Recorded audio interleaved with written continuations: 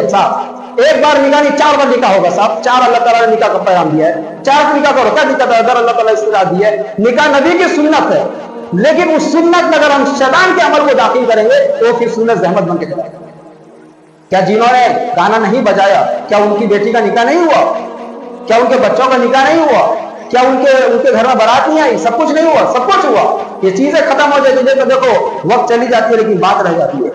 इसलिए हमेशा इस बात की कोशिश करें कि आइंदा इंशाअल्लाह, हमने अभी भी कहा, मैं देखो भाई गाना बजाना करेंगे हम, भाई खाना खाना नहीं, हमने साफ कह दिया है हमको भाई कोई इंटरेस्ट नहीं है खाना खाने का। हम खुद चाहते हैं कि मेरा मुक्तदी भाई ये चीज में न जाए।